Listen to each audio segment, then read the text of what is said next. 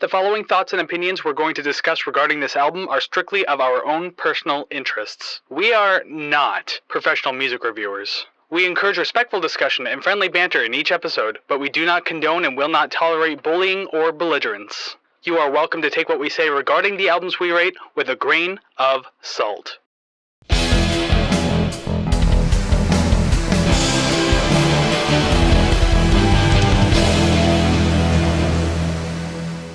Well, hello there, everybody. My name is Kris, and this is Savannah. We are the Rate the Record podcast, and this is episode 69. I don't appreciate your immaturity already. I know where this is coming from, and I would much rather appreciate that you take this show seriously. 69, dude. Hell yeah, the sex number! If I was only wearing my suit, then I could have taken that joke on a little longer. Oh man, here we are in the 30s still getting all giggly about the number 69. It reminds me of Bill and Ted's Excellent Adventures. If you're me and I'm you, what number am I thinking of? 69, dude. I'm so glad that is relevant somewhere.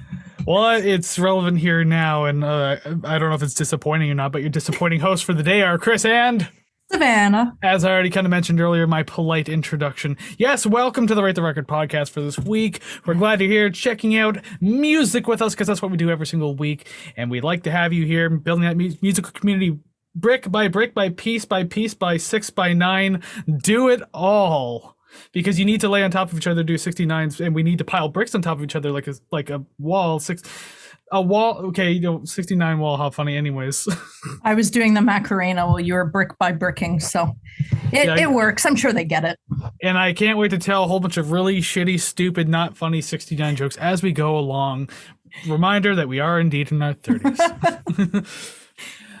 But yes, welcome to the podcast. And if you want to help us build this musical community, because obviously we're just mature enough to have it, then by all means you can do that in many different ways that are free and easy to do. Like, subscribe, rate, comment, share, follow. All of those things help build the musical community that we are trying to build. We want you to be a part of it. And it helps in every single way because it gets more eyes, ears, nose, and body parts on the product. And that's what we're looking for.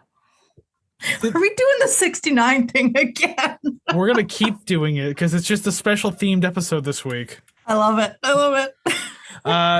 This is the one episode where I'll say whatever body part you want to use is up to you. This is the only episode, so use this wisely and use it to your own discretion.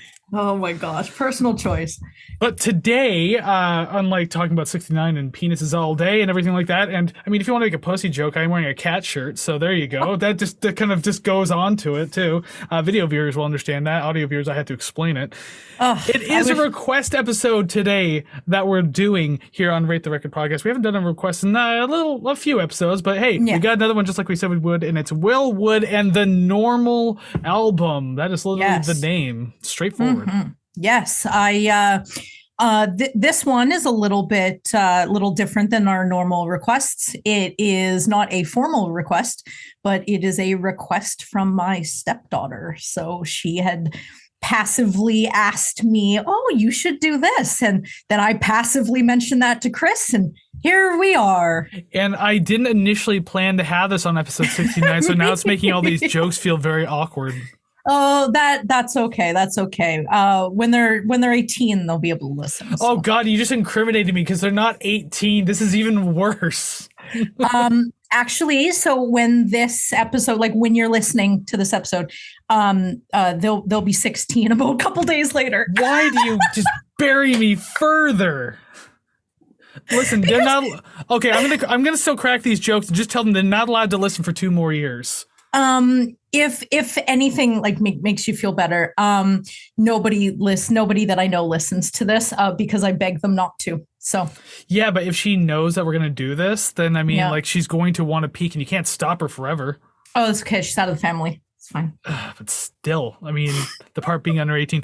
Anyways, getting past that point, because now I just feel weird about things. Good. If you've been here before, you know that we don't often deal with the underage things because we don't, that's not part of our demographic, man. We're like an 18 plus show, but I guess if you're watching and you're under 18, please get your parents' permission. Let them know what you're watching at the very least. Drugs, sex, and rock and roll. Disclaimer. But anyways, if you have been here before, you know exactly how dumb we can be with this kind of stuff. So hey, welcome back. Glad that you thought we were not dumb enough or dumb enough that you actually enjoyed it. I don't know. But regardless, you came back. You enjoy what we do. So hey, it's great to have you back. But if you are new here, you have to deal with all this now. Hey, welcome. We hope you enjoy your stay. Have a good time. Discuss albums with us and rank songs and rate records and everything like that. It's a fun time. If you don't know what we do here on the show, I literally just kind of gave you a Cole's notes of it, but I'll kind of explain it a little further. So each week, Savannah and I will choose an album, completely random. It could be completely random, like our own choices, whatever. And do all that kind of stuff. It could be a request album like we're doing today. It could even be an album celebrating an anniversary. We've done plenty of those. We have more on the list too. Regardless, we will take an album. We'll choose the album. We'll discuss it at length from front to back. We rank the songs and then we rate the record. 69. Oh, God damn it. I thought we were actually together on this one. You know, like a 69. Yeah, that's teamwork right there. And we did not plan that. Just lift up my knee real quick and just slap it. That's a knee slapper. Excellent. Yeah, well, I think today's only fitting if today's album actually gets a 69 rating. And his name's Will Wood. Just piece that together right now. Woody.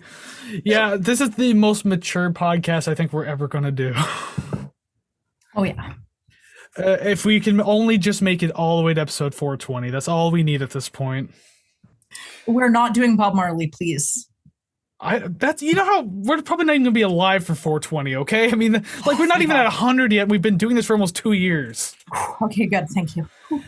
With that said, we've talked about a lot of music, but we got to talk about more. And so Savannah's going to tell us a little bit about Mr. Will Wood and the Normal album. Saying a little bit is an understatement. I've actually not heard of Will Wood before this request. So if I'm missing anything, please include it in the comments. I am very curious to find more out about him. This description is brought to you by Wikipedia. Yes, it is. Will Wood is a singer-songwriter, composer, filmmaker, and comedian from New Jersey. He has composed music for the music podcast Camp Here and There and is the co-host of comedy podcast Life in the World to Come. Will Wood has released 4 studio albums since 2015, including the album at hand today, the Normal album released in 2020. Wood started releasing music with his band The Tapeworms in 2015, resulting in 2 albums. In 2019, he started a crowdfunding campaign for the Normal album, which met its goal in 1 day, raising over $27,000. The Normal album was released on July 10th, 2020 under Say 10 Records and was produced by Jonathan Maisto. Singles include Love Me Normally, La Place or La Place. Okay, these song titles are wacky, so apologies if I do not pronounce them correctly at all. La Place's Angel, brackets, hurt people, end bracket, and, well, better than the alternative. Jordan Bloom of Pop Matters wrote that this album explores themes of normality, identity, morality, and other psychological traits. I couldn't find many professional reviews of this album, only fan or listener reviews.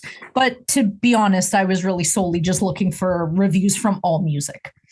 According to a blog post, after the release of 2023's In Case I Die, he would begin an indefinite break or possibly retire from his music career. Well, considering how ambitious today's album is, which we'll get into, I mean, if I haven't heard any of his other music, so if it's as ambitious as this, then chances are I can see why he would retire so young. Yeah, I would say either burnout or just leaving on a high note. So he needs time to just sit back, relax, and have a good 69. Yeah. Something along the lines of that. I don't know what he does in the spare time. He probably 69s. You know what? Who the hell knows? We should have done what's his face? Tekashi 6ix9ine. Should have done him. Oh, I would much rather not. Well, just because he's got 69 tattooed all over him. So Yeah, but then Fitting. I'd just be like miserable the entire time. It's like I don't want to do this. Fair enough. Fair enough.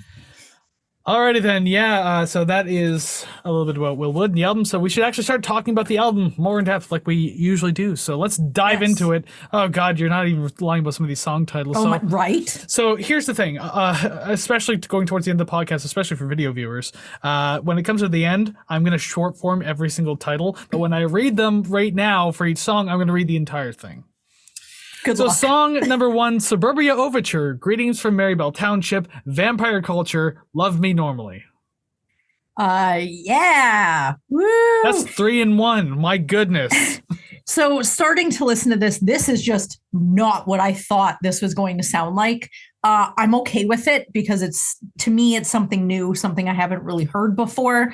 But I didn't look into the lyrics, but it kind of feels like one of those songs that was made from reading a dictionary, where you just sort of spit whatever rhymes, whatever sort of makes sense. And that's not to discredit the lyrics themselves. I just didn't look into them. That is not something that we do. But that's just the vibe that I got. Yeah, and I guess that's kind of a note going forward. Again, to those who don't know, we don't really do lyrical analysis. Every once in a while, we pull up something and talk about it a little bit, but we don't like break lyrics down. And going through this album, there's definitely a lot to unravel with the lyrics. It's very much a whole fucking storybook going on in this album. So yeah, unfortunately, we don't do the breakdowns and everything like that. So if we're missing things, missing context or whatever, you know why. Sorry, not sorry. It's just something we've always kind of had the rule for. Yes. If you want us to, go ahead and break down lyrics, make this our full-time job and support us over on Ko-fi, huh? I didn't say that at the beginning. Ko-fi.com/ratetherecord. Go ahead and support us for RTR Club. Do it. Perfect interjection. And I mean, you could donate $1, $2, or $69, whatever you'd like. $69. If you're watching this episode and you like it enough, donate $69 to us over on Ko-fi.com/ratetherecord. Hell yeah, we will shout you out 6.9 times. And donate it 420 times. Perfect. I swear to God, we're not drunk yet. No, not yet, but soon. So right off the bat, my first idea was that like I haven't heard like a doo-wop style album since we did California by Mr. Bungle. Oh my God, right? All the way back on episode 7. Oh my God, that was last summer. Holy crap. That was literally season 1. Yeah. Oh God, that was 2 summers ago. Oh my God. Yeah, that was like September 2021. My life is flashing before my eyes. This podcast is just going to completely like be the span of your life. Like people have home movies, you have the Rate the Record podcast. Right. Kind of a blanket statement over the entire album at the very least. Great production all around. There's a good full sound like every song, no matter what seems to be going on. So it has that. Everything sounds great too. So there's not a lot of complaints coming out of that, and just it comes out clean and presentable. So I mean, it's very can I say aesthetically pleasing on the ears? I guess that makes sense. Yes. 100%. I'm just scrolling down to the song that I had mentioned, the production, because I 100% agree.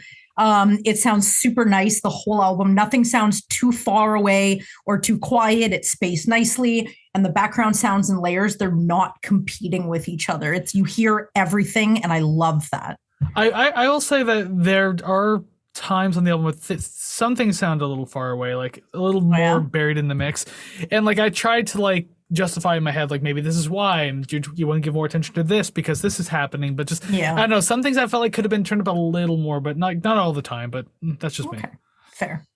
So I have one long note for this one, and it's because it's like, again, this is 3 songs in one, so I'm gonna read it like right off.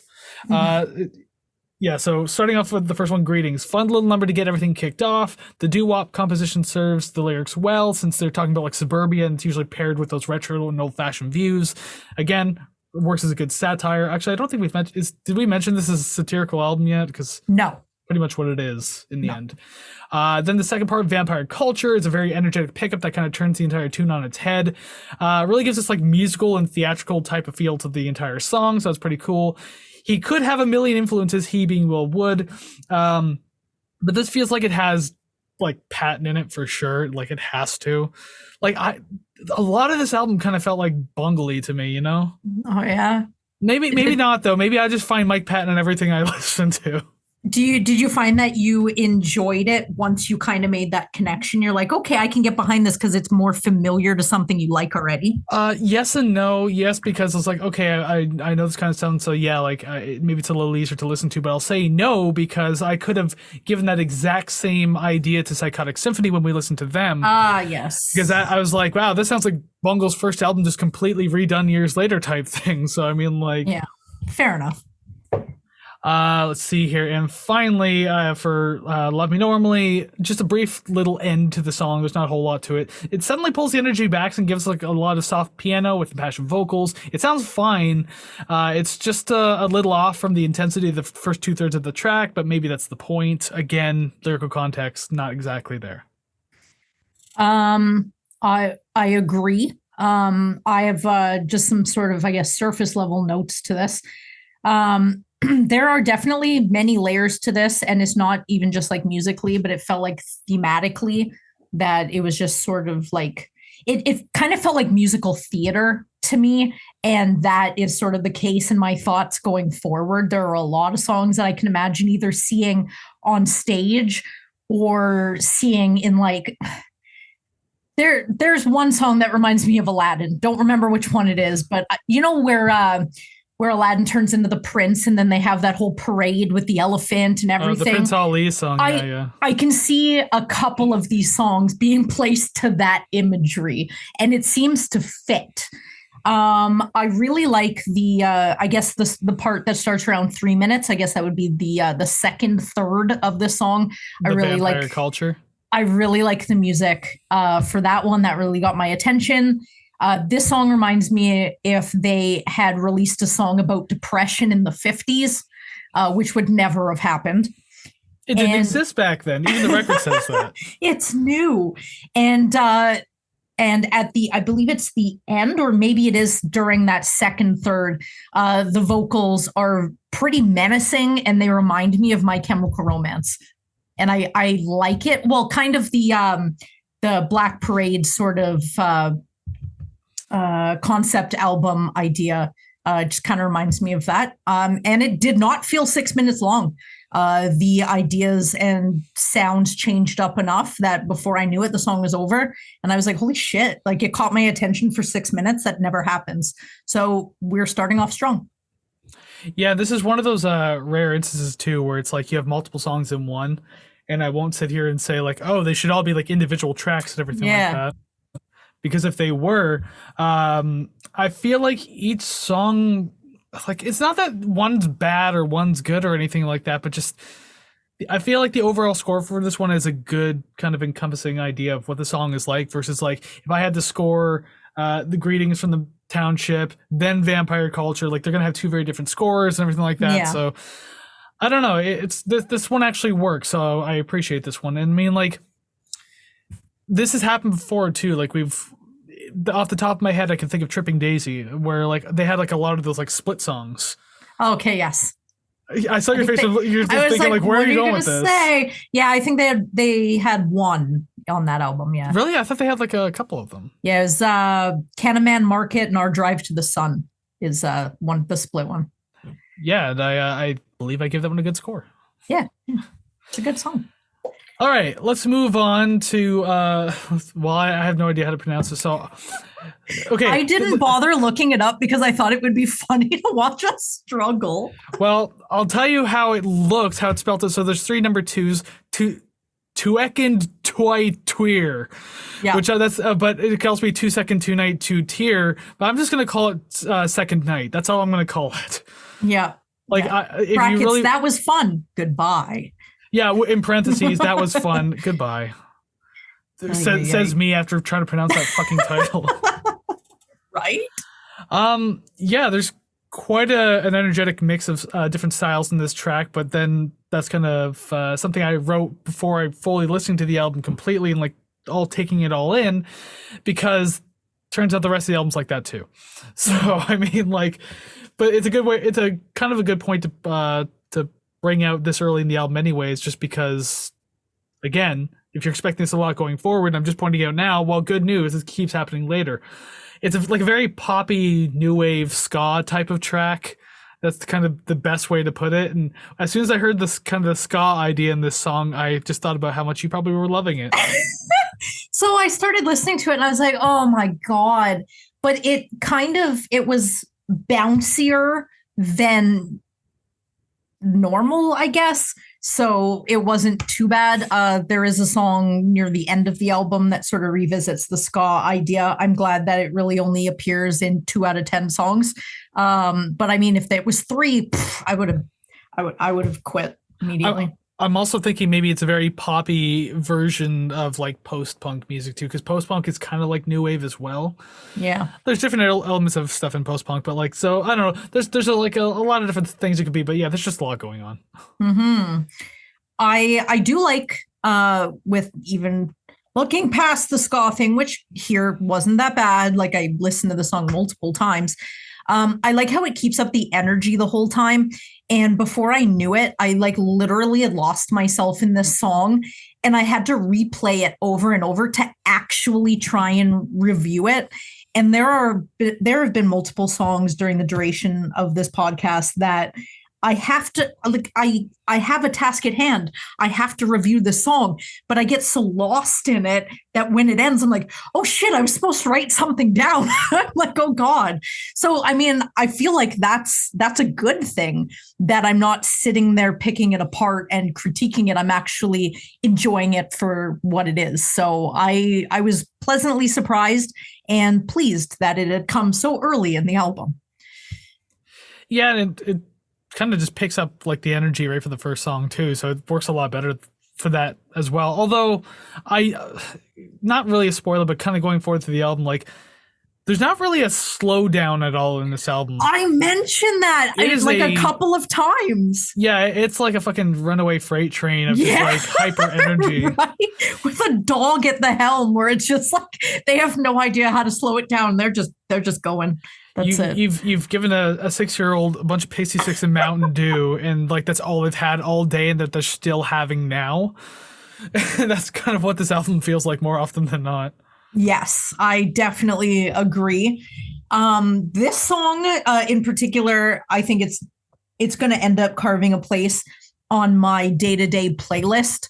I like this one, and I am pleasantly surprised so far. These song titles are going to fucking kill me because I'm never going to remember what song is what unless they literally say it, because some of these are just... and I don't hear him saying tweck and twite tweer at any point, so... Right? I heard that was fun goodbye, so at least there's a little bit of an indication. Yeah, I guess But so. My last couple points for this is I really like the horns pushing along the melody. I like the piano. It feels like I'm at a piano bar, which I've been to before, and that was a riot. That was fun. I would like to see this song or pretty much this whole album played live. I think that would be I think that's a that double entendre today. It is. I need to grab on to these opportunities while they present themselves. I think seeing this live would be pretty interesting, just with all the layers and all the instruments in it. I'd like to see how big the group is on stage to pull this off. Yeah, I guess that would be pretty interesting. Although, like, he played a lot of the album himself. When I looked on Wikipedia, at the very least, like, he has other musicians as also, but he played a huge part in just doing like kind of like everything at some point. So I just imagine that he's like one of those musicians who has like the 5 instruments piled on top of him, and he's just kind of like stomping around stage. Yeah. But like because the music's so hyper, he has to like practically jog around the stage just to get everything done. And 2 songs in, he collapsed from like heat stroke. I don't know why this image. I don't know why this image pops into my head, but when you say about like wearing like 5 instruments, I just imagine Weird Al playing the accordion, like tapping a box and singing another one, Rides the Bus. I'm like, I would probably pay to see someone at like a huge festival like Coachella or something, just one person there just doing all of this. That'd be a good use of my money for sure. I do have a couple more notes, but I gotta get this off my head real quick. So right. as you were talking, I was looking at the song and I was like, I have another 69 idea. So Excellent. there's the number 2 appears 3 times. So 2 plus 2 plus 2 is 6. There are 3 number 2s. That's 9. 69, baby. This is working well. Oh my god! I was gonna say, oh man, you were reaching around. Yeah, we're not done yet. This is only the beginning of the podcast. That was fun. We're Goodbye. 2 tracks in. I will say the vocal work is indeed impressive. It's just kind of all over the place. But on point though. So at the very least, it has that going for it. Like, and the thing is, that's another blanket statement. The vocals are great all over the album. This guy just he knows how to fucking belt it, and he's man. up and down and everything. He's everywhere. Oh, He's got the very like kind of chaotic, almost flamboyant, just like all over the place style of vocals. And yeah, I think it's really impressive. Like really good stuff going on here.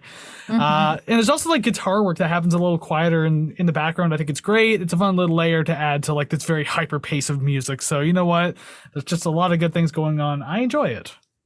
I agree. Very good. I have no more 69 jokes for that song, so we can move on. Good. Song number 3, and I'm just going to pronounce it how I think it's pronounced. Laplace's Angel. Hurt people? Hurt people. Yeah, hurt people.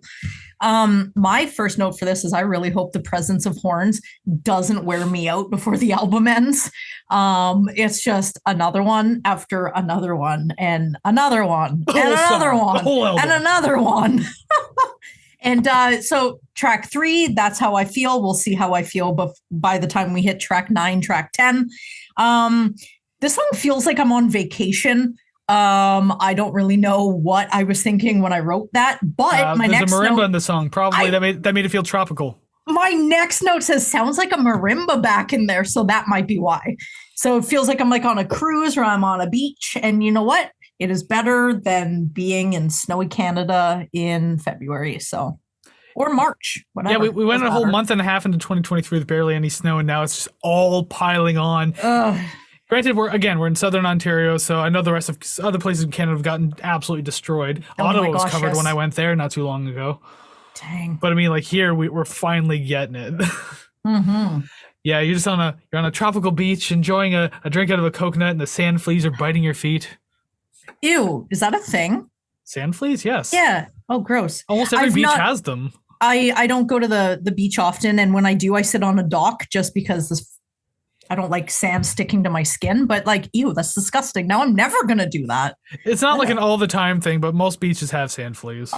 Gross. I've never heard of that. They're not like actual fleas where you're gonna need a special shampoo and shit to get it off. It's like they just kind of do the thing and then they fuck off. Ew, 34 years, never heard that term before. Ugh, really? Gross. Wow. Okay. Yeah, gross. But anyways, as always, as I always point out in like all these reviews and everything like that, if I hear good work on the tom drums, I'll point it out. This one had it. I liked it. Very much enjoyed it. It was at various points of the track, so there's a lot to kind of pick up on there. I like how there's still like a good amount of energy kind of going through. It's a little more subdued than the previous track. It has a good pacing overall. It's a good placement on the album, keeping it consistent while still sounding a little different. But it's kind of getting to that point where it's like, okay, we're going to need a settle down point soon at the very least. Yeah, I know, right? All right, let's just see if I write that down for the next track. For this one, I noticed that there are a few instances of like I don't really know how else to describe it. So I just sort of say like vocal swings where you're singing, you kind of swing up or you swing down. And I hear a couple of those and they sound fantastic. They match the song. They meet the criteria. I really like that. Although the first track really did sort of prepare me for what his voice can do. So it wasn't too surprising, but it was pleasing and welcomed. And I really like how everything works harmoniously together. And there are just so many instruments and sounds coming in and out. And so sometimes you'll hear one thing and then it fades out and something else will come in. And it's just sort of like this whole lineup of people with different instruments, like auditioning for the album, walking into the room, playing something and then leaving. And I find that nice, but the idea of writing that and producing that is like overwhelming for me to think about. I'm like, there's just so much, but it doesn't sound like too much, which I think is like a perfect place to be. I agree. Yes. It's just I want to have more to say about it, but it's because, like, again, like, you and I have never heard of this, and so yeah, whenever I go into these albums, or like even if you choose one that I'm not entirely familiar with, it's hard for me to, like, and you can agree to this, that it's hard to like remember certain points and placements of things. Yes, because you have to like have heard the song over and over and over again to really recall it from the song title. But if you can't, then you're like, fuck, like I don't even remember at what part of this song I was talking about. So you say your review and you're like, I hope someone understands. I hope I'm making some sort of point. Right? Well, I guess on that note, before I stumble over too many of my words and not knowing what the hell I'm talking about, we'll move on to song number 4, I, Me, Myself. And the first thing I thought was I, Me, My by the Beatles. I don't think I've ever heard that before. Damn good song. I didn't expect the electric guitar spot. Definitely welcomed. Kind of caught me off guard. It wasn't really, electric guitar hasn't really been prominent up until now. So like maybe it's in there, but not really spotlight. So hearing that was cool. I have a negative for this one. The vocals are starting to paint every song with a very similar brush, in the way that it's all fast talking, quirky lyrics set with different music. Yeah, as I've mentioned, like, he just has a storybook of lyrics for like every song. It's just like, you don't, there is such thing as, like, lyrical, like, phrase spacing and lyrical spacing. You can do this. You could stretch out words if you want to. It just, like, yeah, it's not a very singable album. Like, you would have to be a pretty, like, big fan and have heard this like a number of times to even start to catch on. Like, I don't know how long it would take me to catch on to something like this. Like, maybe I'm too old. I don't know. But the idea is just like, it can be a little exhausting. And I say that a little later in the album too. This is where I also made that note of, like, it could have used a bit of a come down on this track. Because especially because, like, that doo-wop style is getting a little tiresome at this point. Like, 4 straight songs of it, and listening to the first song and maybe even the second, like, you have this idea of like an album that anything could happen at this point. It's just like, okay, we're kind of stepping into like this weird chaotic territory. Yeah. But it's all kind of based around the same thing. And I mean, that might sound a little hypocritical to say, because we've done albums that kind of done this exact same thing, and I might have said better things. But I don't know, the doo-wop style, maybe it's just me, but it can't be overused too much. Like, you gotta play it lightly, but keep being poppy, keep being weird, do different things. But it just, I don't know, everything kept being based around that particular style, so it got a little tiresome. I definitely agree. I don't believe that I mentioned it in this song, but definitely mentioned it at least 2 more times coming up. For this one in particular, the piano saxophone solo is definitely giving piano bar. I'm pretty sure I mentioned that at least 1 more time going forward. Are you talking about like a saloon? Like a piano bar? So I went to one when I was in North Carolina, and it was just like this regular bar, but it had a piano at the front, and it was just like you'd write down requests and the guy would just play those songs on piano. And he was like the main focus. So everyone's sitting in their chairs facing him and interacting with him and stuff like that. So it was really cool. And I went to one in Myrtle Beach as well. So I don't know if it's more prominent sort of in the southern states, but they're really fun to go to. And that's kind of what this reminds me of, except for this song, it's giving piano bar, but this time it's in an Archie comic, because I'm definitely placing it sort of on the beach where you're seeing those women in their, I guess, as modest as they come, bikinis doing the twist, and, muscle men holding the ladies with their biceps and stuff like that. And I bet this guy has a pompadour. From this song, that's how I feel. Yeah, and his girlfriend has like blonde curls and like the big sunglasses with the big huge red tips and everything like that. Exactly. The red giant lips. polka dot hat. Yep. Yeah. She's got a polka dot bikini, but it's one of those ones with like a thick bar where the cups are, and then it goes like past your belly button up to your rib cage.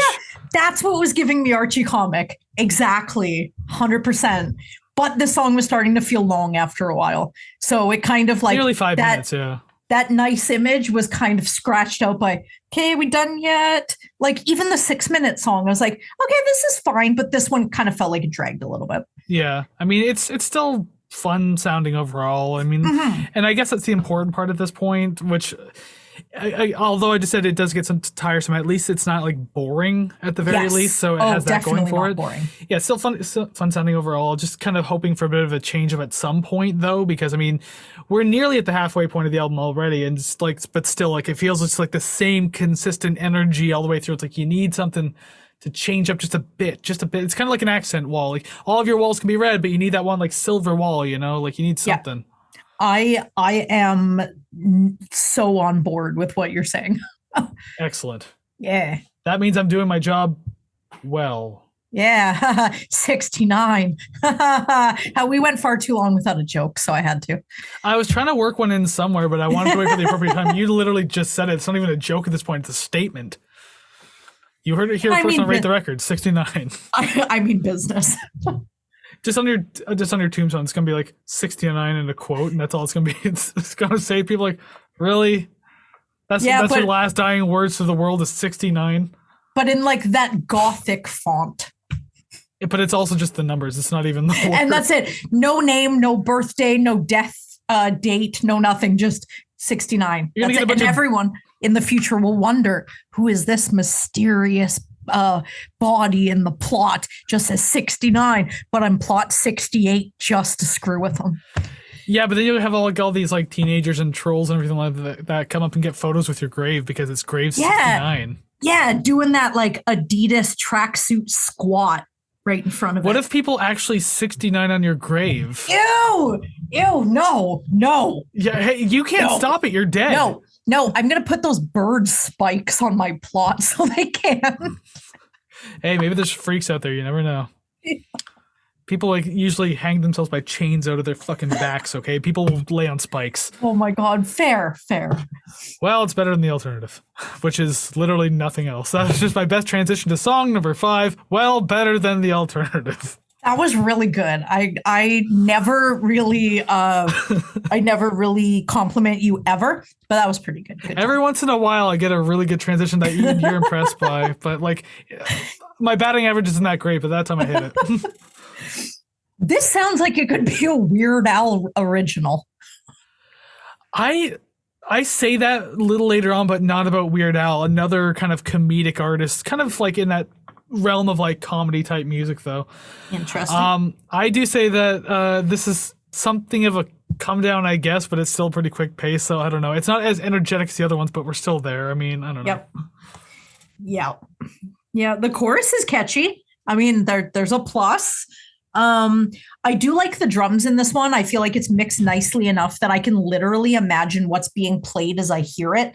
Like I've heard some of the I guess what is it? The rim on the snare sort of being hit, or the direction of the rolls down the set. And it really puts me, I'm hitting everything with my exaggerated hand movements. That's going to come out well into editing. Oh, I cannot wait, as if I haven't done it every single episode up until now, which is episode 69. I really like how it's been produced. I could probably just talk about that forever and praise it forever. But yeah, I really like the slide guitar here and the lack of prominent piano, finally. For me, at the very least, there wasn't much that really stuck out to me about this song, and that's saying a lot considering there's still a lot going on. Mm-hmm. But it gets to the point when there's a lot going on through the entire album that like something like special has to happen to keep my attention after a while. Because other than that, it all just kind of bleeds together as one big cacophony of like, Tom fuckery or whatever you want to call it. I don't know, Tom 69ery.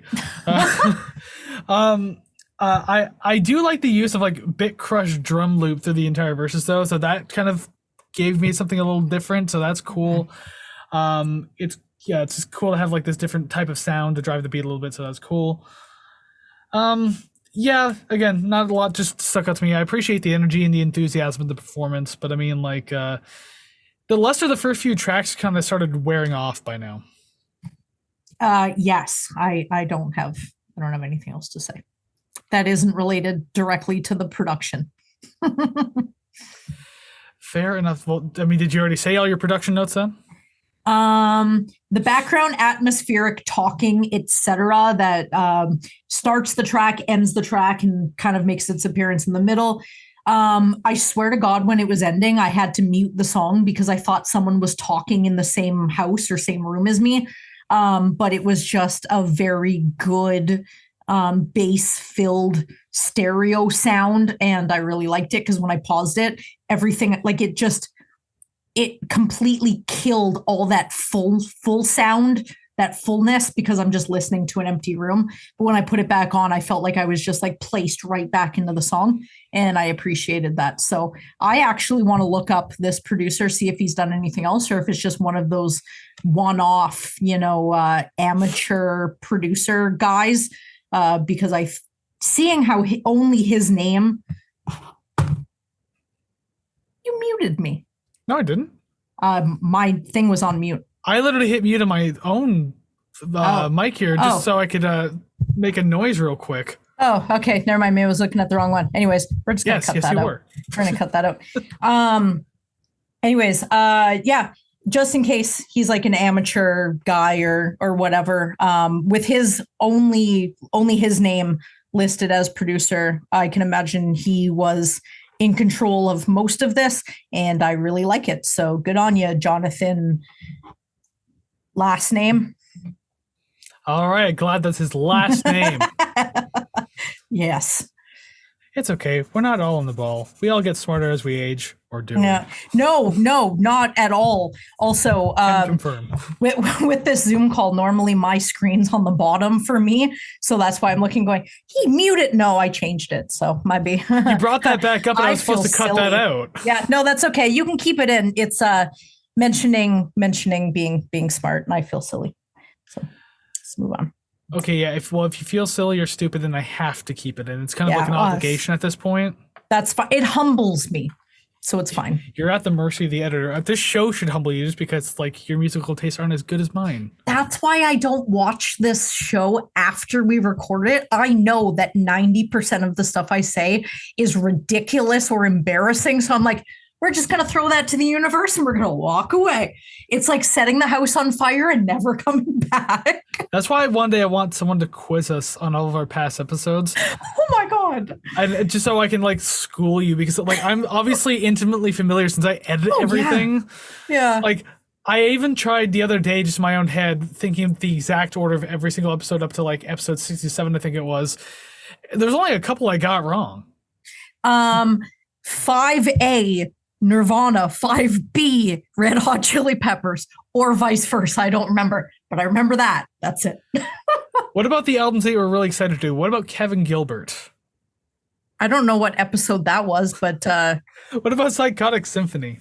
I know that my background looked like this while I did it, so I can tell you that much. Can't even remember your own favorite episode numbers.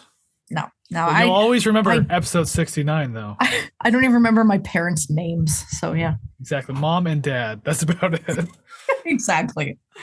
All right, let's move on to song number 6. So close to 9. Outliers and... Okay, there's 2 P's in hypocrites here. Outliers and hypocrites. A fun fact about apples. Ooh, how random. How fucking 2000s edgelord fucking random this is. Roar and Triple X and... Penguin of Doom to Lulzors. Oh my God. So my first note about the song is finally mimicking what you've been saying for the last couple tracks. Starts nice and calmly, and I thought maybe we'd get a breather. No breather, more ska-like horns. Here it comes again. And I'm starting to get a little weary of the horns now. It's like the difference between seeing family at holiday functions and having to be around them every day, all the time. It's too much. I knew it would start grating on you after a while. Oh my God. Yeah. Which is like weird. Almost every track. Which is weird because there have been albums when you really dig the horns a lot, but then, like, there's other albums when the horn comes here, just like, I'm kind of tired of this. Yeah, I was getting tired of this. It might just be the whole, like you said, the whole repetitive doo-wop thing where I'm just like, I just want, maybe if track 4 had it, track 7 had it, but 5 and 6 gave me a little bit of a breather. I feel like I'm not getting too much of a breather.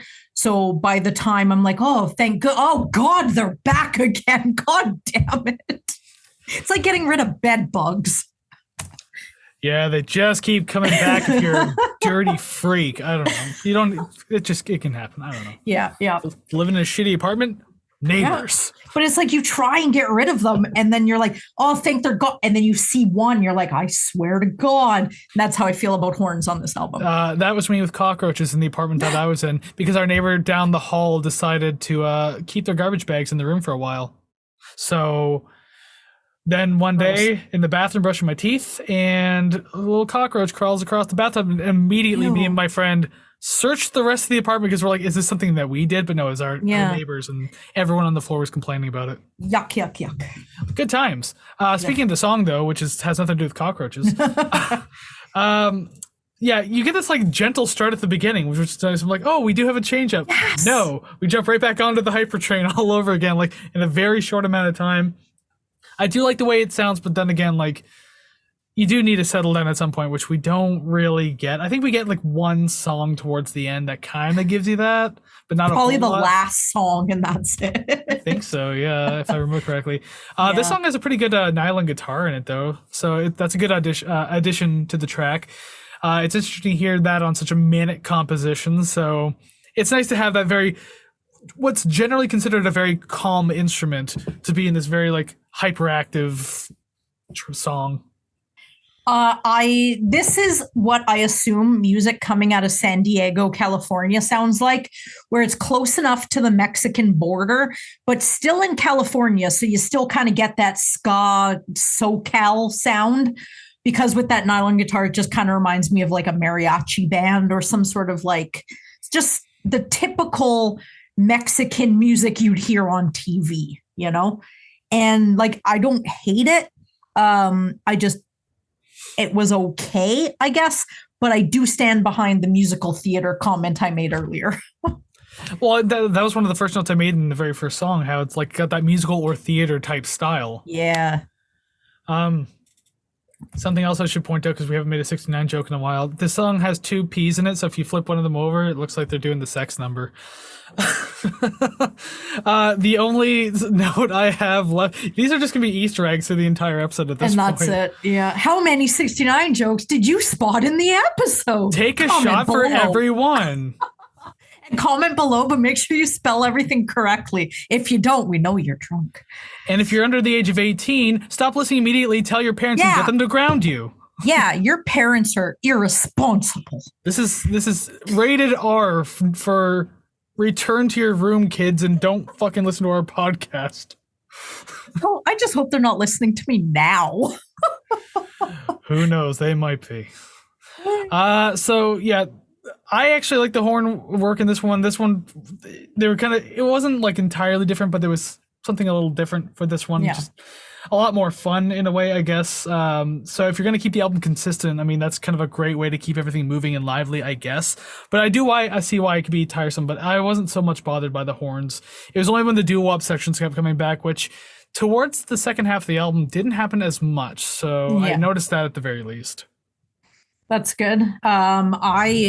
Speaking of you not tiring of horns, I'm kind of tiring of the speaking interjections. It would be nice if it happened once, maybe twice, but by the end, I just didn't want to hear it anymore. I think maybe 3 or 4 times, maybe 3 times, it was just sort of in there. And just, I think a couple songs that we've heard already and songs coming up have all that sort of breakdown, talking to the listener thing. And it's just sort of sometimes is effective, but more than a couple of times it's like, okay, you're really just following a formula, which in one of these songs coming up, I definitely mention. Well, again, in like a very satirical album, I guess it makes sense, to kind of do that kind of stuff, because I don't want to say it's a comedy album, but I mean, like, you could probably get a good chuckle out of some of the lyrics and everything like that. So I didn't realize it was a satirical album. So, I mean, I feel like that kind of changes the perspective. Like, not saying that every song is, but I mean, like, it definitely has satirical takes on certain things or like certain points of view. Yeah. At least, again, from what I gathered from looking at the lyrics that I did not write an analysis for. So who knows? Maybe I'm way off touch. Maybe someone's going to school my shit in the comments. I don't know. Oh, I hope so. Please let us know more, because we have never heard of Will Wood before or anything he's done. I'm actually really curious to find out more from someone who knows far more than I do. Maybe the requester, maybe your stepdaughter. Maybe you should communicate with her more before she hates you. No, she already hates me. Excellent. And that she hates you so much, she wanted you to cover this album on the show. That's probably why. She's like, yeah, I'd like to see her pronounce that second track. Loser. Savannah's stepdaughter, if you're listening right now, can you please request a Bob Dylan album? Please. No. That's not Blonde on Blonde, because we already did that one. Please request Bob Dylan. Thank you. Yeah, until I get who's Bob Dylan, and then we high five. It doesn't matter. And that will be the bonding. Even if you don't know who Bob Dylan is, just request it anyways, and just know that it'll annoy Savannah. That's all you need to know. Oh, God. I don't know you, but do me a solid. Please and thank you. I feel like that will happen. Ugh. Excellent. I'm going to turn your whole family against you. It's going to be fantastic. That's okay. I'll just die. I was going to transition to the next song, but I can't. Song number 7. One word, Black Box Warrior, and OK Ultra. In all capitals. Yeah, I was going to scream it, but again, it's late when we're recording right now. Yeah. So just my first line is, didn't we already hear a song that sounds like this? My first line is when I kind of blanket statement the album again. And we're 7 songs through now, so it's a weird point to blanket statement something, but I'll read it verbatim. At this point, I can safely say this is an album you have to be in the mood for. We're 7 tracks and roughly 27 minutes for this album, and the sugar rush is still running. Yes, it has not calmed down yet. Like, I don't feel like I could like get off of a long, hard day at work. Long, hard day. Hell yeah, 69, baby. I can't get off a hard day at work and then like sit down all tired and just, oh God, I just need to relax, and then put on this album. Yeah. Like, that's not saying that the album's bad. I'm not at all saying that. I'm just saying, like, you have to be in the mood for this. You can't just...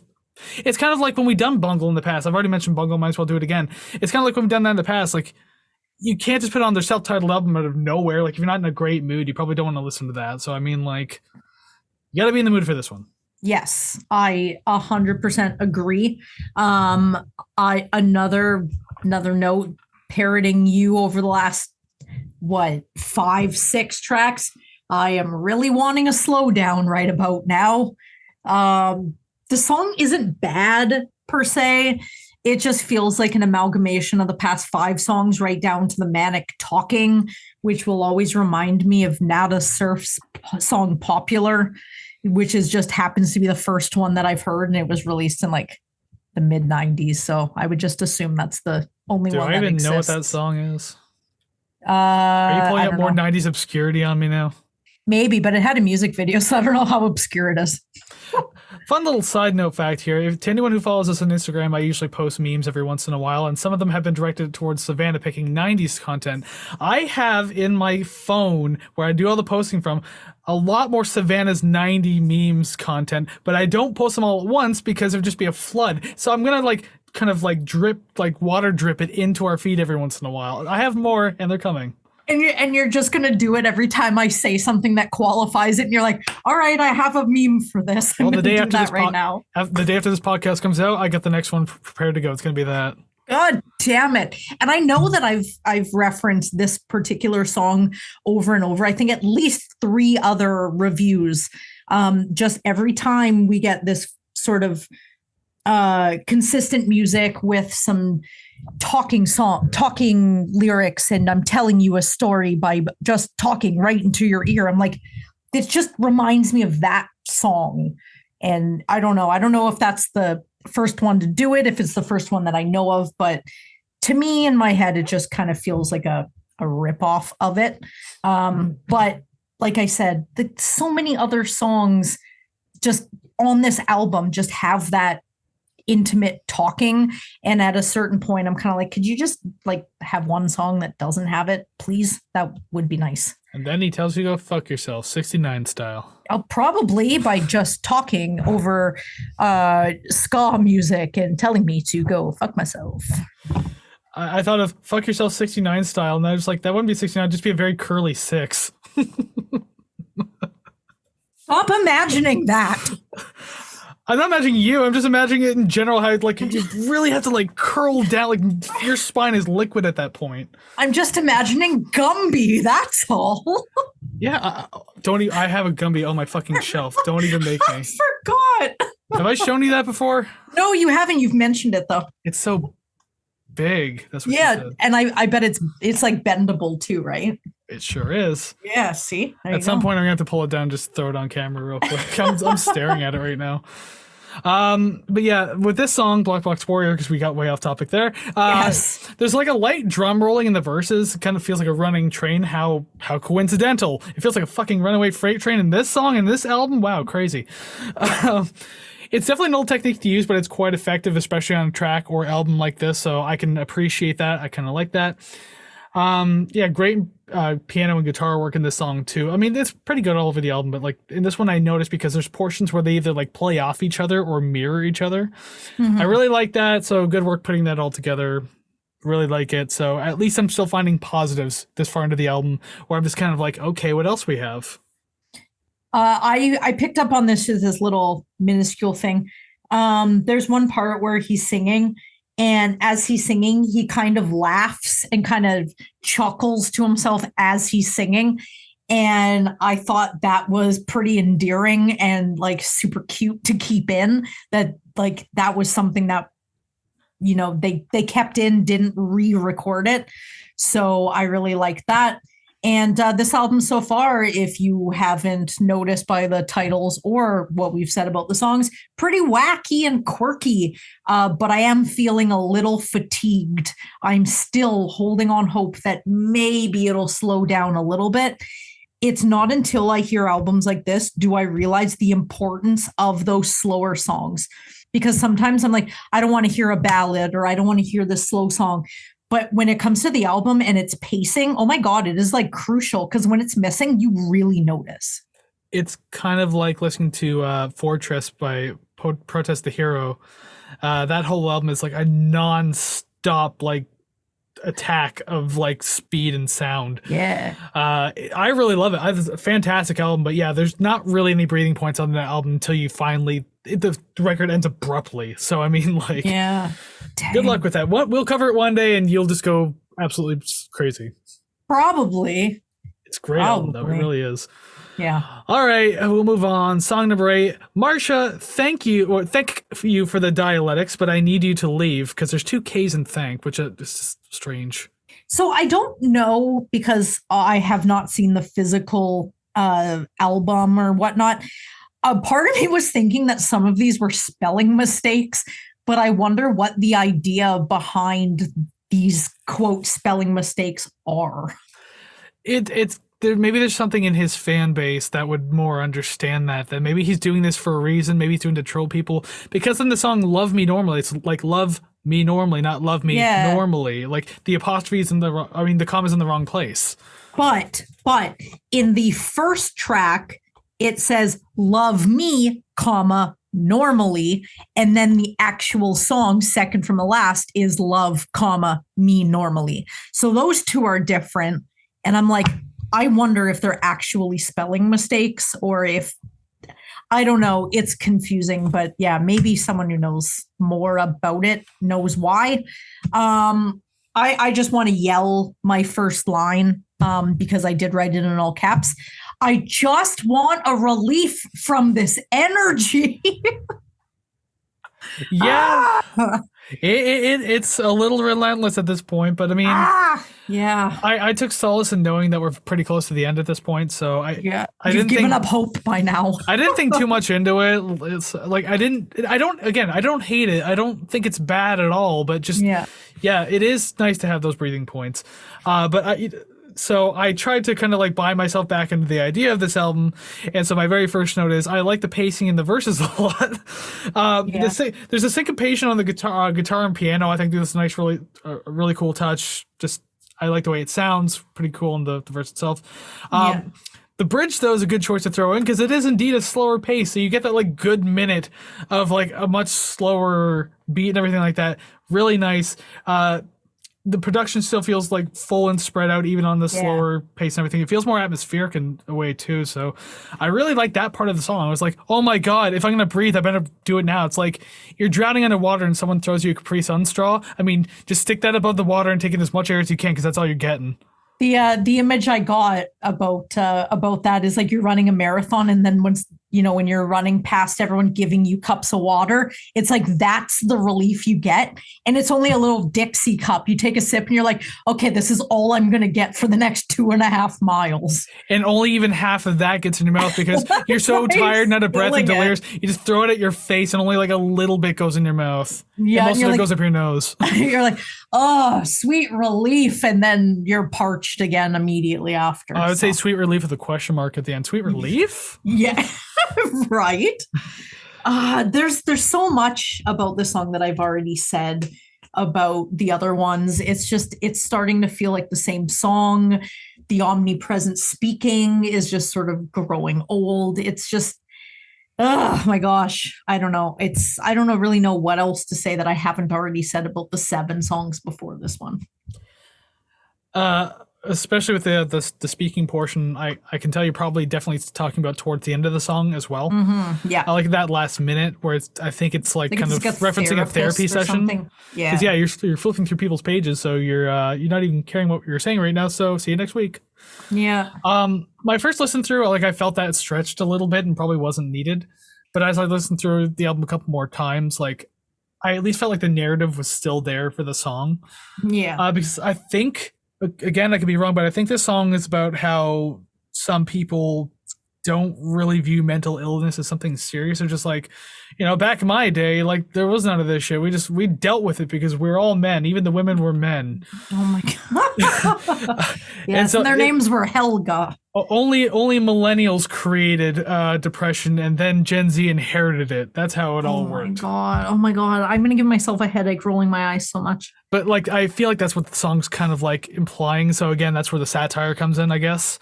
Like being a satirical album. So like the narrative was still there, at least with that kind of like therapy session, so I can deal with that. It's not like listening to Fugees and you have a Chinese restaurant scene out of fucking nowhere. I mean, I still think about that.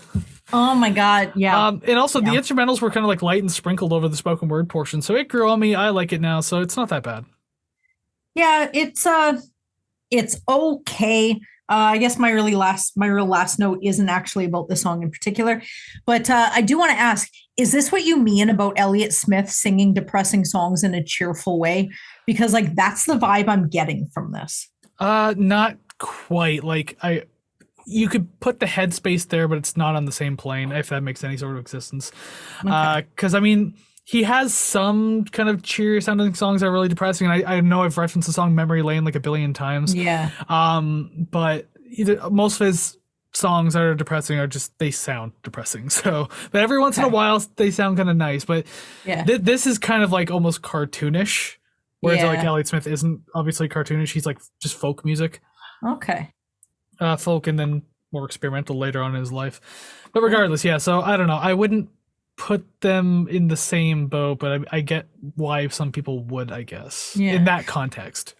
Well, we keep referencing him and we haven't done the album yet. So I'm just going, I can only imagine what he means when he says stuff like that. So I guess I was a little off the mark here, but that's kind of what I got from this, where it's just like upbeat talking about mental health. And I'm like, you can't really be talking about mental health in a positive way. So I can only take it that it's negative, but presented in a digestible and upbeat and positive way, Yeah. Yeah, unless it's one of those depressed. Unless it's one of those poppy songs that make it very abundantly obvious that you're like trying to be positive mental health. It's like, I'm strong, I'll fight, I'll survive, I can do anything. This one kind of gave me the I'm struggling, I need to talk to someone. My pills taste great, but myself I hate. Someone please help me. Oh, yeah. That was a solid rhyme. I like that. I like to think I'm good at improvising. I like it. Oh, hell yeah. Except when it matters and I'm trying to be funny. You're not a musical artist, are you?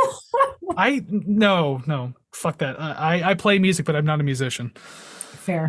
Song number 9, the tail end of the 69 itself. Love Me Normally.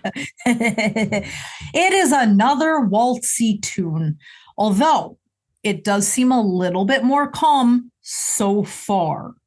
End of album feels. There's more talking. Oh my God. But this time, he kind of reminds me of like a televangelist because he's talking and he's like, it just seems like there's more gusto, more like, listen to me. The things I'm saying are important. And then by the end of the talking, he's kind of yelling. And it just reminds me of those like Kenneth Copeland yelling American televangelists. Now, if only Will was as manipulative and shitty of a human being as... Have a jet by now, probably. On all that holy water money. That's a whole other rant for another day, I guess. Oh, yeah. Because I do not love him normally. I can tell you that. I don't even love him at all. Nice. Yeah, this, as I just said, this is starting to have end of album feels for sure. Yeah. You can definitely feel the wind down at this point. It's nice to have a bit more of a chill pace. And my God, that's an understatement. I can't believe I didn't like all caps that note. I do like the opening riff with the guitar too, and the other instrumentals just kind of blend in so well with it. It's a really cool part to start off the track. Just you hear like almost not right away, like there's a bit of like talking in the beginning, and then you hear the guitar riff kick in. So that's what I'm talking about, just for reference. Really liked it. And just like there's an instrument too, I think it was in the bridge. It might have even been guitar, but likely been a synth that was like doing these like really quick arpeggios and stuff like that.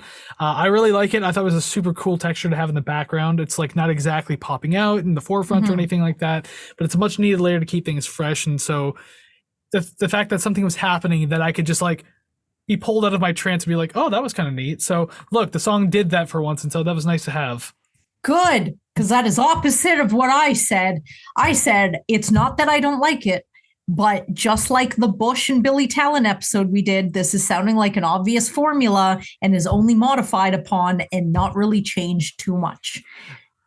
Did you just reference Bush and Billy Talent all at the same time? The episodes that you chose and you're shit talking now? Wow.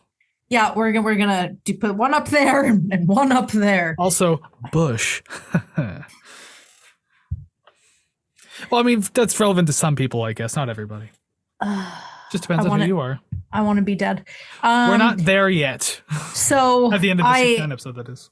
I didn't like you had said that that you looked up the musicians on the album and that Will Wood did a lot of the ones on his own. I didn't realize that before I wrote this note, but I do again give it to the musicians and producer. Still sounds really good. Still reminds me of musical theater. I feel like I could have just overarched that at the beginning, but as I was going through the album, I'm like, oh, maybe it's just this one song. It wasn't. It's like the whole thing. Now, can I ask you, do you think that's a good or bad thing? Or are you somewhere in between? I think I'm somewhere in between. I don't hate it. I recognize it. So it seems more exaggerated and flamboyant than what I would have expected or really what it could be. And it feels more of a production, you know what I mean? Where it's, yeah, I can see visuals going along with this. And a lot of them have to do with dancing off of light poles, like Singing in the Rain. So I feel like that connection there kind of leads me to that conclusion. I was only asking because when you keep talking about like the musical accent, like the musical theater aspect of it, yeah, like it seems like as the album's going, your opinion on it lessens and lessens, and it just reminds me of when we did Kevin Gilbert, and there was like that one rock opera style song he had that I just shit all over, and then you were just like, oh, he was working on a rock opera. I was like, oh god damn it! So I was wondering if like did Will Wood ever do musical theater in high school? Is that what we're getting into now? Well, Wikipedia says that he's also a filmmaker, so I don't know if maybe that's up his vein, sort of what he does, but anything I was looking up, it didn't really mention anything filmmaky. So, well, if he's a filmmaker, chances are he was probably a theater kid. Most theater kids kind of go into like the film aspect of things and everything. Yeah, they see everything visually, and I feel like even especially with the that sort of therapist ending of Marsha, I can see sort of the imagery with that, and I wonder if that was by design or by mistake. But either way, having that sort of mental image is kind of nice. But it definitely reminds me of something that I would see on like a community theater stage, which no harm in it, is just obvious. Mm-hmm. So, all right, I guess with that, we'll move on to the finale of the album. Song number 10, Memento Mori, the most important thing in the world. Finally, my ear holes can breathe. We're there. We made it. We lasted 10 track or 9 tracks we had to get to 10 to finally get something that sort of calmed you down just for the album to end. I think it was earlier you mentioned like the Weird Al idea. Yeah. This song feels like a Richard Cheese track to me. Who's that? You've never heard Richard Cheese before? No, I haven't. There's a lot of stuff that he does like these like swing jazzy versions of like different songs. He's done Down with the Sickness, which is probably his most famous one. He's done. Oh God, he did Closer by 9 Inch Nails. Oh shit. I'm surprised you never heard it because like especially the Down with the Sickness one is like he's like famous for that one because it's so fucking funny. And he doesn't change any of the words. It's all the same context. And it's just him in like this like crooner style voice. I just looked it up. It's Richard Cheese on the Lounge Against the Machine. That is hilarious. I would suggest if you're going to listen to any of them, listen to Down with the Sickness. Excellent. It is so fun. I am going to enjoy this. And you'll understand this note that when I say this feels like a Richard Cheese type track to me, especially because like the refrain of just talking about how we're all going to die one day. Yeah. And he brings it like so happy and theatrical and boom, it's just there. So that's why it reminded me of that in a way. That's fantastic. Though I will say like the previous song felt like the better ender, but like this one definitely feels like a during the credits type song. So I guess that's why it's here at the end. I can understand that. And again, being a filmmaker, he probably understands that. Yes. Like it just puts those like images in your head, and it's like a multimedia experience within your brain. Now this is going to be a niche reference to anybody who listens to Kevin Gilbert and owns the Live at the Troubadour DVD. Well, his song All Fall Down, that was off of Thud. He also recorded it like a ragtime, and that's what this song reminds me of. But the Live at the Troubadour DVD, that song plays during the end credits. So as soon as I heard it, I was like, oh, I wonder if this was released on an album. I don't believe it was. I think it's on one of my like rando CDs that have unreleased tracks or whatever. But along that vein, this song reminds me of the game Fallout. It's very nice and jazzy, but eventually you're going to get nuked while listening to it. You're like, everything's fine, now I'm dead. You see, like I've only played Fallout New Vegas, so everything was already nuked at that point. Yeah, I think it's I've only played Fallout 4, but only until the part that I got like so much radiation I died because I didn't understand how to play. And see, all I would do in New Vegas is walk around the barren wasteland listening to Marty Robbins' Big Iron on his hip. That is a bunch. That's also a bunch of memes now, apparently. So I'm so happy that song is getting recognition because I love singing that song because it's just so fucking funny. Interesting. It's mainly this style because it's like 1950s, 60s type country music, right? So I mean, like, yeah. It's very like cartoony kind of country music at the time too. Interesting. So yeah, the constant refrain is obviously meant to be satirical in the song too, just because he just constantly we're all gonna be dead someday. I can't remember the exact way it goes. It's pretty funny and on the nose, I suppose.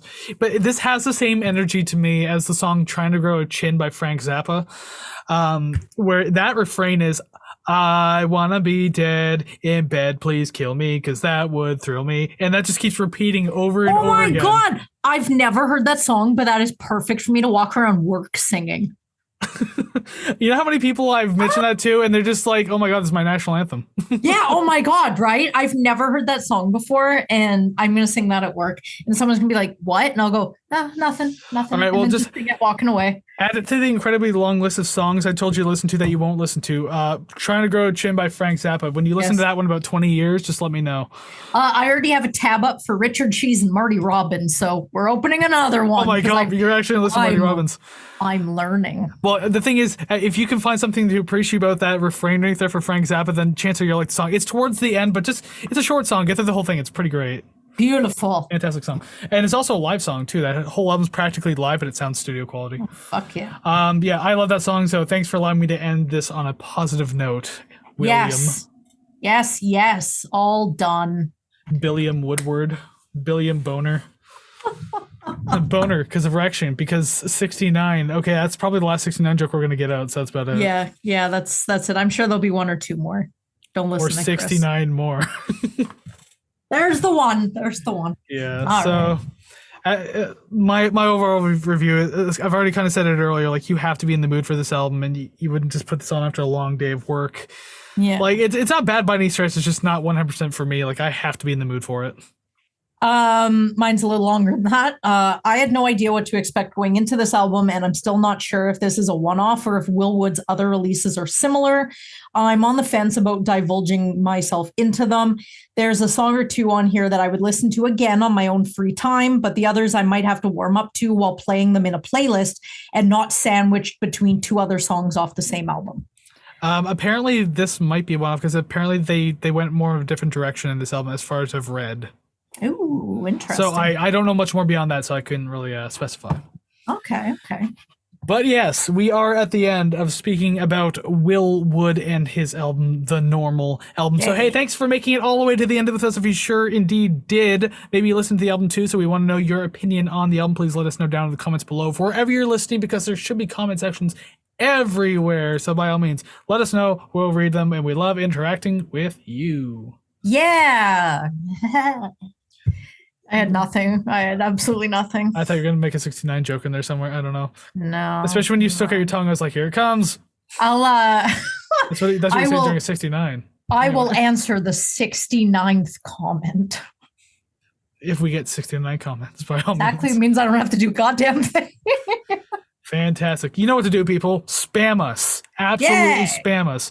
Yeah. And while you're spamming us, I guess we'll jump on over to the song rankings, because that's kind of what we got in part 2 to 3 of the podcast, whatever, blah, blah, blah, blah. So above our heads, boom, graphic have changed. Our names. There are numbers, so it's going to be more names, though. Song names to be specific. Because we got to rank worst to best or least favorite to favorite, whatever you want to look at it as. That's time to do just that. Woo-hoo-hoo. You know what? I literally wasn't keeping track of what we might get correct or not. I didn't want to. I just kind of wanted to roll with this one since we didn't know a lot about it, and I wanted to focus far more of my time and energy on 69 jokes. I do not think we're going to get one of them matched, but how fucking funny would it be if we got our 6th and 9th position matched? That would cap off a brilliant show. It would, but I doubt it. Would. You already made that one. You can't do it again. Yeah, fuck. Okay. Yeah, in order for it to make sense, you have to make that joke 67 more times now, so it equals to 69 since you've already done it twice. Yeah, that's not happening. No thanks. Yeah, because we got songs to rank now. So Let's do this. 10 songs. So song number 10, I, Me, Myself. Marsha. I am definitely reducing the amount of words in these song titles.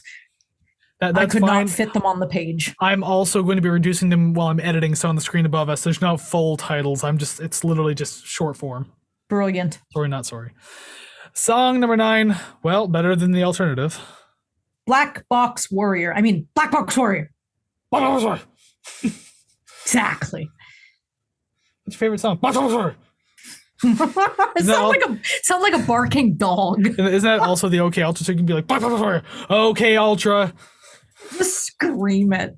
Again, I would, but number 8, Laplace's Angel. Outliers and hypocrites. Hippocrates. Now we are going to get 0 matches because we got Yeah. 3 last week, so it's not going to happen this week. It's the way of the world. And so far, it's trending that way. Let's see here. Number 7, love me normally. Why do you goddamn say that right before it always happens? Because we need at least 1 match, so I need to jinx it. Oh my God. Well, you did, because that's my number 7. Hi, yeah. Well, you don't normally love me, but you probably do now since we got our match. That's pretty good. That's pretty good. And I swear to God, we don't set this up before the show. No, actually, to those who don't know, we avoid I think actively. the first 3 episodes of the podcast, we used to tell each other our scores beforehand. We didn't change anything based on. We used to tell each other our scores beforehand. Yeah. But then we stopped that because we wanted the more element of surprise even for us. So yeah, we haven't done that in like forever. That's why most of my reactions are completely blown out because they're real. Well, we didn't get number 9. Maybe we'll get number 6 though. Second night. No, Laplace's Angel. Laplace's Angel. I don't know. It's got the word angel in it, and I can pronounce that. Lips of an Angel. Song number 5, Memento Mori. Yes. Oh, cool. Yes, that one is a match. I do not want to ever hear you sing Hinder ever again, though. Say my name, it sounds so sweet. Oh, that was me vomiting. Oh, that's my throat giving out. I hope you lose your voice. The song is so fucking bad. No shit. Number 4, Outliers and Hypocrites. Well, better than the alternative. Wait. I'll just put well better. There you go. That's all I got. Well, butter. Song number 4, Marcia, thank you for the dialects, but I need you to leave. Isn't that number 3? Is it? Then it's number 3. Yes, it absolutely is. My number 3 is Suburbia Overture. Suburbia. Yeah, I guess we're done now because my number 2 is the barking dog. Mine is I, me, and myself, the only people that matter in my life. And even then, you don't even necessarily trust them. Number 1, the Suburbia Overture. Number 1, second to Ekin Tuite Tuir. Twekin Twite Tweer. I told you that's how it's pronounced. You have to put the TW before everything. I just wanted you to correct me. That's what it is. Number 1. Twite Tweer. It's all good. Although I don't know what obviously second night seems like the right thing, but what the hell is the ear supposed to be? Or second sight. Second sight sear. I think searing a steak. I don't really know if this is about barbecue. Right. Well, while we're not debating that, I guess we can go on because we got our top 10. We got 2 correct there. We got our number 5, and then we got our number 7. So not 6 and 9. How unfortunate, but I'll take 2 anyway. Ooh, hell yeah. Hell yeah. It's better than 0 for sure. Absolutely. So now we will go to the album rating screen transition. Well, here we are on the album rating screen. My goodness. So many things to look at. If you squint your eyes very tightly, you might be able to make out some sort of album in there somewhere, but it's just a small clumped mess, especially in that B tier. And some of the painful ones that found themselves in the B tier when they probably deserve to be elsewhere. I'm sorry. I'm sorry. I said I'm sorry before you said anything. It's not going to shame you. By the way, we're talking about Shad. That's what we did last week. No, we did. We did Fuji's. We did Shad 2 weeks ago. That's right. Well, my own schedule in my head is like completely fucked up. Fuji's are in the B tier. They're towards the bottom, I guess. Shad was so Shad good. is like tip top of the B tier because you just couldn't A tier the album yourself. Oh my God. We were so close. But Shad was so good. And I've listened to the album that came out for that. It was so good. I feel so. If we redux anything, we're doing that one first. I already have something in mind to redux, but that'll come Beautiful. one day. But yeah, we got to find out where this album's going though, and that'll be Will Wood's The Normal Album, because I'm pretty sure your stepdaughter would sure love to know where we're gonna put it. And I don't want her to move out though. Well, she's going to one day anyways. Crap. Because I mean, like that's kind of what kids do. They grow up and eventually leave the nest. No, but not if you call them. Not in this economy. Treat them like children. Yeah, and treat them like children forever. I suppose so. Do you still baby her? No. I met her when she was like 13, so I never got the chance to baby her. Fantastic. Ooh. And I bet she's appreciative. All right, let's find out where this is going. So I guess Yes. since you're so closely related to this one, you can go ahead and give us your first score. Oh my God. Okay. Well, I don't have any sort of qualifier to this other than my score is 72.4. 72.4. Not bad. Yeah. Well, mine, on the other hand, is actually pretty close to that. And this is also considering, again, not knowing where exactly or not what exactly I was going to expect on this album. Yeah. Mine came to 73 even. Woo, So that is puts us a at loss. 72.7 B minus tier. 72.7. That is 0.01% above Psychotic Symphony. Wow, we're just burying it. We buried The Age of Electric out with the Fugees, and now we buried Psychotic Symphony out. Well, we're really grouping it because this one nestles right in between Psychotic Symphony and The Age of Electric. So pretty close. Really just snaking along the bottom there, huh? Yeah, right. It's like those fish that just suck up the algae off the bottom of the tank. Oh, I was thinking of that game that you could play on the old Nokia's, the snake game, and you just click bits and get longer. Yeah, that one. Well, if we could ever shock anyone, it wouldn't be with our rating of a B tier album. And that's what we happen to do today. We did warn you a long time ago, if you requested an album, chances are we're going to B tier. And guess what we did, Savannah's stepdaughter? We didn't let you down. We didn't let you down. So you're welcome, I guess. Personally let them down, but we still kept our end of the bargain. Exactly. I'll just have to hear about this later. Exactly. It's too bad she didn't let us know where she would rank songs or rate records. I'd be curious to know. Only when she's 18, though. She shouldn't be listening to this episode if she's underage. Not a chance. Go away. Go to bed. I was just going to say, go to bed. You have school in the morning. It's insert late time here o'clock. Go to bed. Yeah, exactly. Sheesh. I'm parenting a child I've never met in my life. Yeah, she's cool. She parents herself. It's great. I wouldn't let a 15-year-old parent themselves, but okay. Whatever, it's all good. Anyways, yes, we are at the end of the episode now. So, hey, thank you very much for joining us on today's episode, getting all the way to the end. You listened to us talk about the album. You saw us rank the songs. You saw us rate the record. So now the question is, where would you put it all? What would you do with all this information? Let us know down in the comments below wherever you're listening, by all means. We are glad to hear it, glad to discuss it, and we want to know your opinions because you've listened to us drag on for way too long. Oh, so my God. Take like a minute and let us know what you think. Very, very curious about that. And you can find all the ways to comment on our things and everything like that, even over on social media, which is at Rate the Record Podcast, Facebook, Instagram, and TikTok. All of that can be found at ratetherecord.ca, along with the album giveaway link, because we're also doing that, and that's down in the description below as well. And for March 2023, because it is March now, we are giving away Bush's 16 Stone. We've given away Nirvana's Nevermind already, but we are doing Bush's 16 Stone now. So if you want a chance to win that, link down in the description below or at ratetherecord.ca. Or today was a request album. Do you want to do a request album, or at least submit it so we can do it? That's how I should word it. Then by all means, link down below or ratetherecord.ca. Request an album for us to consider for the show. Yes, please request some weird, wacky Bob Dylan. ones. Weird, wacky ones, because I'm very, very intrigued by things that I've never heard of or heard about before. So Bob Dylan. No, I've heard of him, and talking to you, I've heard far more than I want to. So I haven't really technically done the impression a long time. I know I did a bit last week just to tease you, but I haven't actually gone off on it in quite some time. I was literally waiting for you to do it now, and I was just ready to just pierce my finger through my temple so I never have to hear it again. If I passed away tomorrow, you would miss that. If you missed anything from me, it'd be my Bob Dylan impression.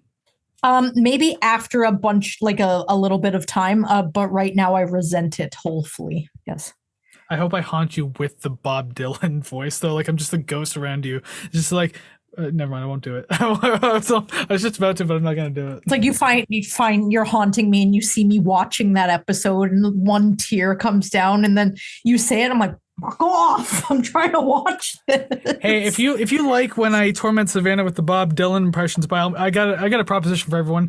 For everyone who joins Ko-fi.com/ratetherecord, the RTR Club, $5 a month. If you join the RTR Club, I will make a video of me telling Savannah about the donation in the Bob Dylan voice every time, and I'll make rhymes about it too. So if you want to see that, and I'll put it on Instagram and everything, by all means, Rate the Record over on Ko-fi.com. Hell yeah. Audio listeners, she flipped me off, but that's okay. I appreciate that. That just means she cares. Too much. You hurt the ones you love. It's all good. Love me normally. Well, we are at the end of the episode, so once again, thank you very much for hanging out with us. But before we let you go, just a heads up. Before we end episode 69, nice, I had to say it one more time. Episode 70 isn't next week, it's the week after, because we're going to take the week off to do literally nothing and dissociate and stare at a blank wall for a day. Oh my God, it is my ideal life. This is great. Exactly. So, yeah, no episode next week, but apparently Savannah's got some content planned. So keep an eye out for that. But we will be back the week after that with episode 70. And I do have a teaser for you, just in case you still want to hang on to this one for 2 weeks. I will tell you, the album that we are covering is celebrating its 30th anniversary. There you go. We are doing an anniversary album, like mentioned before. And it's by a band who's been around for going on 43 years. So that's what, 1970? 80. No. 1980. Yes. Duran. We already did that. And it's too soon to do it again. Shit. You already had your guess. Shut up. Anyways, damn it. I can't think of anything else. Let everyone else guess and wonder, because that's kind of what they have to do now. And until then, go binge watch the other episodes if you miss us next week, but you probably won't, but that's okay. But join us again in 2 weeks for a brand new episode. Until then, go listen to some awesome music, and we'll see you again real soon. So take care, friends. Goodbye.